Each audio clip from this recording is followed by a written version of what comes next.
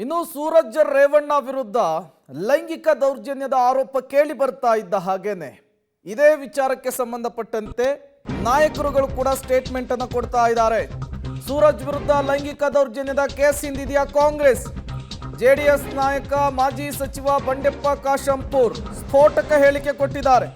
ಗಂಭೀರ ಆರೋಪವನ್ನ ಮಾಡಿದ್ದಾರೆ. ಲೋಕಸಭಾ ಚುನಾವಣೆಯ ಬಳಿಕ ಜೆಡಿಎಸ್ ಬೆಳೆದಿದೆ. ಸೂರಜ್ ವಿರುದ್ಧ ದೂರಿನ ಹಿಂದೆ ಕಾಂಗ್ರೆಸ್ ಷಡ್ಯಂತ್ರ. ಜೆಡಿಎಸ್ ನಾಯಕ ಮಾಜಿ ಸಚಿವ ಬಂಡೆಪ್ಪ ಕಾಶಂಪುರ್ ಗಂಭೀರವಾಗಿ ಆರೋಪವನ್ನು ಮಾಡಿದ್ದಾರೆ. ಈ ದೂರಿನ ಹಿಂದೆ, ಈ ರೀತಿಯ ಆರೋಪದ ಹಿಂದೆ ಕಾಂಗ್ರೆಸ್ ಇದೆ ಅಂಥೇಳಿ ಸ್ಫೋಟಕ ಹೇಳಿಕೆಯನ್ನು ಕೊಟ್ಟಿರುವಂಥದ್ದು. ಈ ಹಿಂದೆ ಪ್ರಜ್ವಲ್ ರೇವಣ್ಣ ಅವರ ಕೇಸ್ನಲ್ಲೂ ಕೂಡ ಕಾಂಗ್ರೆಸ್ ನಾಯಕರುಗಳ ವಿಚಾರ ಮುನ್ನೆಲೆಗೆ ಬಂದಿತ್ತು. ಪೆನ್ ಡ್ರೈವ್ ಅನ್ನು ಹಂಚಿದ್ದು ಅವರೇ ಅನ್ನುವಂತಹ ವಿಚಾರವನ್ನು ಪ್ರಸ್ತಾಪಿಸಲಾಗಿತ್ತು.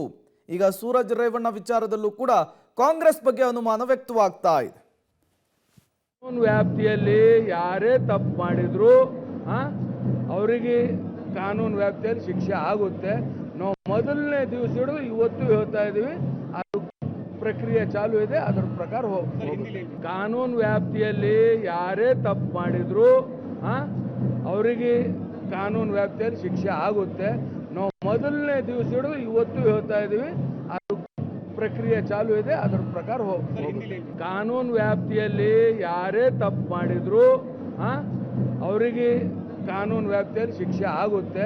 ನಾವು ಮೊದಲನೇ ದಿವಸ ಹಿಡಿದು ಇವತ್ತು ಹೇಳ್ತಾ ಇದ್ದೀವಿ, ಅದು ಪ್ರಕ್ರಿಯೆ ಚಾಲು ಇದೆ, ಅದರ ಪ್ರಕಾರ ಹೋಗುತ್ತೆ. ಬಂಡೆಪ್ಪ ಕಾಶಂಪುರ್ ಅವರು ಮಾಜಿ ಸಚಿವರು, ಜೆಡಿಎಸ್ನ ನಾಯಕರು, ಇವರು ಕಾಂಗ್ರೆಸ್ನ ಮೇಲೆ ಈಗ ಆರೋಪವನ್ನು ಮಾಡ್ತಾ ಇರುವಂಥದ್ದು. ಯಾವುದೇ CD ವೈರಲ್ ಆಗಲಿ, ಪೆನ್ ಡ್ರೈವ್ ಬರಲಿ, ಈ ರೀತಿ ಆರೋಪಗಳು ಬಂದರೂ ಕೂಡ ಅವರ ಅನುಮಾನ ಕಾಂಗ್ರೆಸ್ ಮೇಲೇನೆ ಇರುತ್ತೆ. ಮತ್ತಷ್ಟು ಡೀಟೇಲ್ಸ್ ಅನ್ನು ಕೊಡ್ತಾರೆ ಪೊಲಿಟಿಕಲ್ ಬ್ಯೂರೋ ಹೆಡ್ ರವೀಶ್, ನೇರ ಸಂಪರ್ಕದಲ್ಲಿ ಜಾಯಿನ್ ಆಗಿದ್ದಾರೆ. ರವೀಶ್, ಆಗೋ ಅನಾಹುತಗಳಿಗೆಲ್ಲ ಅಥವಾ ಆಗೋ ಅನಿಷ್ಟಗಳಿಗೆಲ್ಲ ಶನೇಶ್ವರನೇ ಹೊಣೆ ಅನ್ನೋ ಹಾಗೆ ಯಾವುದೇ ಪೆನ್ ಡ್ರೈವ್, CD ವಿಚಾರ, ಈ ರೀತಿಯ ಲೈಂಗಿಕ ದೌರ್ಜನ್ಯದ ಆರೋಪ ಕೇಳಿ ಬಂದಾಗಲೆಲ್ಲ ಕಾಂಗ್ರೆಸ್ ಮೇಲೆ BJP ಮತ್ತು JDS ಬೊಟ್ಟು ಮಾಡುವಂತಹ ಕೆಲಸವನ್ನು ಮಾಡ್ತಾ ಇದೆ. ಇಲ್ಲಿ ದೂರನ್ನು ಕೊಟ್ಟಿರುವಂತಹದ್ದು JDS ಕಾರ್ಯಕರ್ತನೇ. ಈ ರೀತಿಯ ಅನುಮಾನಕ್ಕೆ ಯಾಕೆ ಎಡೆ ಮಾಡಿ ಕೊಡ್ತಾ ಇದೆ ಈ ಪ್ರಕರಣ ಅಂತ ಹೇಳಿ ರವೀಶ್? ಖಂಡಿತವಾಗಿ ಕೂಡ ಕುಮಾರಸ್ವಾಮಿ ಆದಿಯಾಗಿ ಎಲ್ಲರೂ ಕೂಡ ಮುಂದೆ ಗೊತ್ತಾಗುತ್ತೆ ಅದ್ರ ಬಗ್ಗೆ ಅನ್ನೋ ಮಾತುಗಳನ್ನು ಒಂದು ರೀತಿಯಲ್ಲಿ ಅಚ್ಚರಿ ರೀತಿಯಲ್ಲಿ ಹೇಳ್ತಾ ಇದ್ದಾರೆ. ಅಂದರೆ ಯಾರೂ ಕೂಡ ಪ್ರಕರಣವನ್ನು ಸಮರ್ಥನೆ ಮಾಡ್ಕೊಳ್ತಾ ಇಲ್ಲ. ಆದರೆ ಪ್ರಮುಖವಾಗಿ ಆ ಒಂದು ಯಾರೇ ತಪ್ಪು ಮಾಡಿದ್ರು ಆ ವಿಚಾರದಲ್ಲಿ ತಪ್ಪೇ ಅನ್ನೋ ಮಾತುಗಳನ್ನು ಹೇಳ್ತಾ ಇದ್ದಾರೆ. ಆದರೆ ಷಡ್ಯಂತ್ರದ ಭಾಗ ಅನ್ನೋದ್ರ ಬಗ್ಗೆ ಕೂಡ ಆ ಒಂದು ಇಂಟನ್ನು ಕೊಡೋದ್ರ ಮೂಲಕ ಎಲ್ಲ ಒಂದು ಕಡೆ ರಾಜಕೀಯವಾಗಿ ಒಂದು ರೀತಿಯಲ್ಲಿ ತಿರುಗಿಸುವಂಥ ಕೆಲಸವನ್ನು ಕೂಡ ಮಾಡ್ತಾ ಇರ್ತಕ್ಕಂಥದ್ದು. ಯಾಕೆಂದರೆ ಪ್ರಜ್ವಲ್ ರೇವಣ್ಣ ಅವರ ಪ್ರಕರಣದಲ್ಲೂ ಕೂಡ ಇದೇ ರೀತಿ JDS ಮತ್ತು ಕಾಂಗ್ರೆಸ್ನ ನಡುವೆ ದೊಡ್ಡ ಒಂದು ರೀತಿಯಲ್ಲಿ ಫೈಟ್ ನಡೆದಿತ್ತು.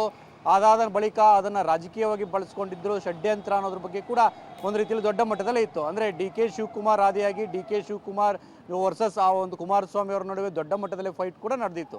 ಹಾಗಾಗಿ ಈ ಪ್ರಕರಣದಲ್ಲೂ ಕೂಡ ಅದೇ ರೀತಿ ಆಗ್ತಾ ಇದೆಯಾ ಅನ್ನೋದ್ರ ಬಗ್ಗೆ, ಯಾಕೆಂದರೆ ಕುಮಾರಸ್ವಾಮಿ ಅವರು ಆ ಪ್ರಕರಣದ ಬಗ್ಗೆ ಕೇಳಬೇಡಿ, ಅದನ್ನು ಸಮರ್ಥನೆ ಮಾಡ್ಕೊಳ್ಳದೆ ಇದ್ರೂ ಕೂಡ ಎಲ್ಲ ಒಂದು ಕಡೆ ಮುಂದೆ ಗೊತ್ತಾಗುತ್ತೆ ಅದ್ರ ಬಗ್ಗೆ ಅನ್ನೋದ್ರ ಬಗ್ಗೆ ಕೂಡ ಇಂಟನ್ನು ಕೊಡೋದ್ರ ಮೂಲಕ ಎಲ್ಲ ಒಂದು ಕಡೆ ರಾಜಕೀಯ ವಾಸನೆ ಬೀಸ್ತಾ ಇದೆ ಈ ಪ್ರಕರಣದಲ್ಲೂ ಅನ್ನೋದ್ರ ಬಗ್ಗೆ ಕೂಡ ಒಂದು ರೀತಿಯಲ್ಲಿ ಪರೋಕ್ಷವಾಗಿ ಹೇಳಿದ್ದಾರೆ.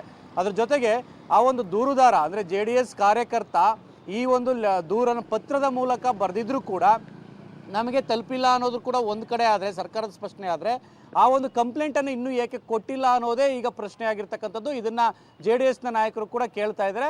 ಹಾಗಾಗಿ ಮುಂದೆ ಅದು ಪ್ರಕರಣ ಯಾವ ರೀತಿ ಟ್ವಿಸ್ಟ್ ಪಡೆದುಕೊಳ್ಳುತ್ತೆ ಕಾದು ನೋಡಬೇಕು. Prem. Okay, thank you Ravish ತಮ್ಮೆಲ್ಲ ಮಾಹಿತಿಗಾಗಿ.